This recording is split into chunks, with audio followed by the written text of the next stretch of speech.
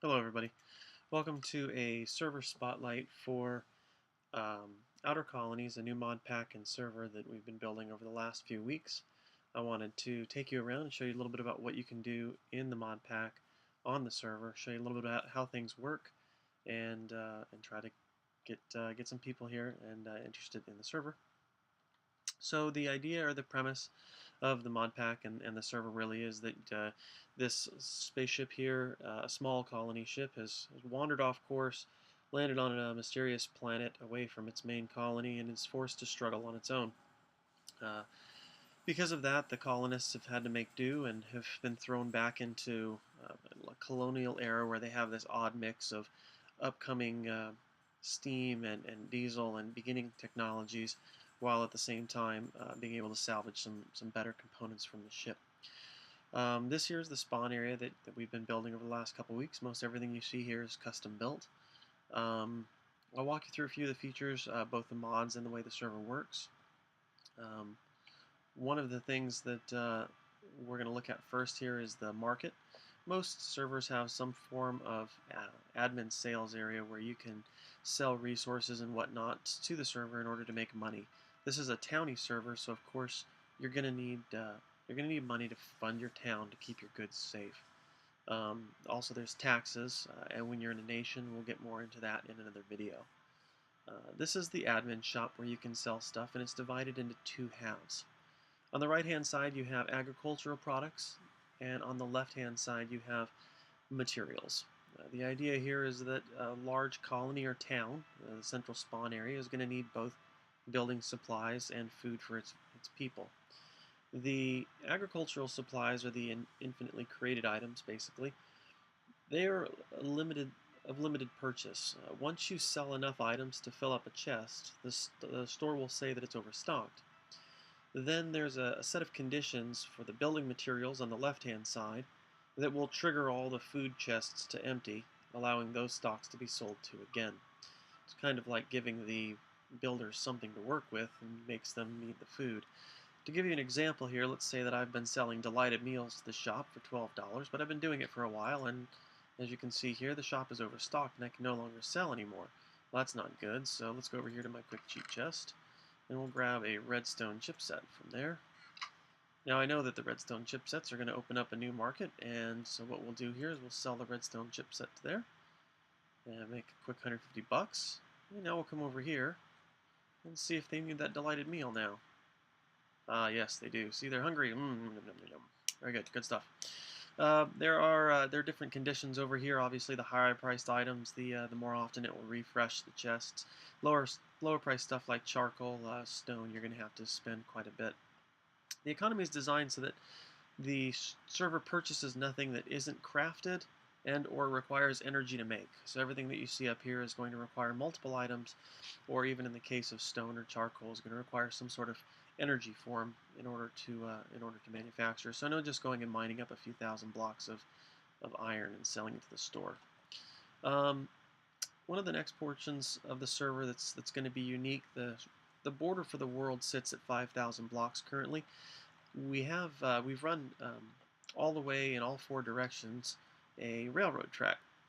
In the center of this, we have a Tinker's Construct Road, which you can run quickly on, much faster than normal. And there's also at spawn a central railroad hub, where for $25 you can take a railroad cart out any of the cardinal points, all the way out to the 5,000 border. So this is a good way of getting around. Now, why would you need a railroad track, you might ask, if you're familiar with other servers? We have not put in any warps. There's no warping directly to spawn. There's no set homes or slash homes to get back to them. There's no TPing to your partners. You can set a bed even in the daytime, and if you die, you'll end up in a jail. Hello, Piggy. Where you can teleport back to your bed spot. So it's not like you're completely without some mode of transportation, quick transportation. Other than that, you're going to be on your own. There's obviously the train tracks, which keep you protected all the way out in each cardinal direction, and there's a few other pieces of technology that we have pieces of transportation technology that we have. Bacon, yum. We'll need that later. Um, for instance, let's say that you really want to get somewhere in a hurry, and you might want to try driving one of these. This is from the Traincraft mod. It's Trains and Zeppelins. So we can jump in one of these and toss some coal in there, and then press the appropriate buttons. And there we go, and we're off. They are a little bit hard to control if you haven't used them before. There we go. We'll just take a nice trip right outside spawn. These are good. They allow you to, of course, this is a PvP world, so being able to fly, of course, over your opponents is a great advantage. Of course, these can be shot down with a bow and arrow. So if you think you're perfectly safe, obviously you're not. Watch out to make sure you don't get shot down. Let's go grab that before somebody else picks it up. Okay. One of the other neat mods in this is a really cool mod called Aquaculture, and it adds in an entire new level of fishing. You can fish for over 30 different types, species of fish. You can also pull up boxes, crates, treasure chests. You can get iron, gold, even diamonds from fishing. There's 3 new fishing poles, iron, gold, and diamond, and a whole set of fishing pole enchantments that you can get as well. But the basic thing here is you toss out, and this only works with the iron and above. Traditional vanilla poles will not pull up anything but normal fish. So you see we can pull up a message in a bottle there, and let's see what we grab there. There's a catfish weighing at 28 pounds. Now, the catfish, I'll just go ahead and show you here. Oops, wrong one.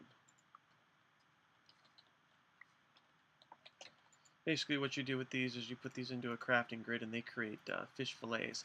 The larger the species of fish, the more fish fillets you get.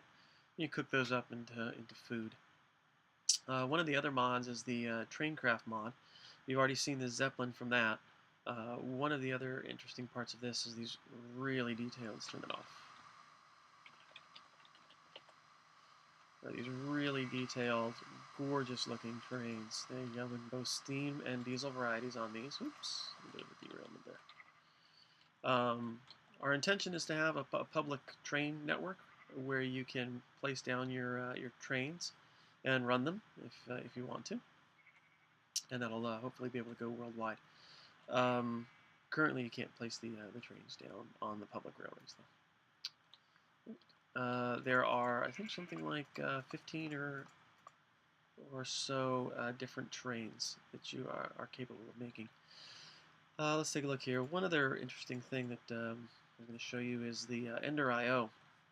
This mod adds in a lot of neat stuff.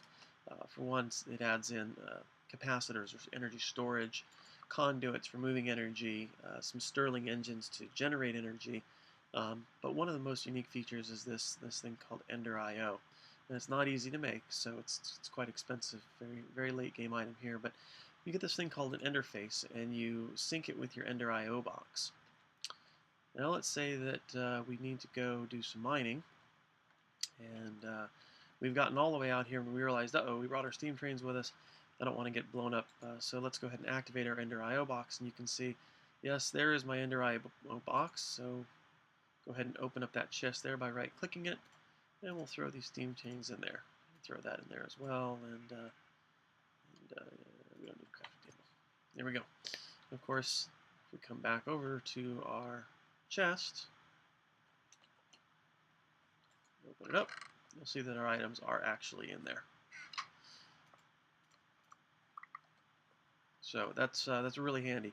You can obviously interact with anything within 3 blocks. So you can activate machines, you can put ores in to smelt, you can grab some food from your food chest or some ammo for your gun, you can pick up another sword.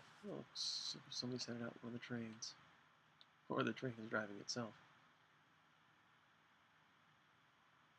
It's never good. I'll have to capture that later. Let's see, what else do we want to cover? That's about it for now. I think that pretty much shows you most of the key mods. This is built on Minecraft 1.6.4, so we do have horses. You can tame them with a golden apple, sugar, hay bales, lots of things. At spawn, you can purchase a private saddle, which is basically makes the horse so that you're the only one that can ride or kill it. Um, the server does have townie on it, and we're hoping to get lots of towns on here and create a really robust economy. Um, there's going to be a player shops area. I'll fly quickly over there and show you the player shops area where that's going to be located. Um, the way that the townie servers are going to work is a little bit different from a traditional townie server. I'm going to create a sort of a spotlight on how that's going to work next. It's going to be a little bit shorter video, but it'll go more in depth as to basically what happens when you claim a town, when you're put into a default nation, and what happens when you go to war. It's going to be a little different from what you're used to. This is the shops area. Shop plots are already starting to get sold, but you can see there's a good number of them here. There'll be both shops available for donations and for in-game money, as well as a small flea market area on the left-hand side with some trade booths. If you have any questions, you can hit me up in the comments section of the YouTube. You can come to our website at www.SillyWorld.org or join the Outer Colonies game and hit us up in chat. Thanks, and have a good day.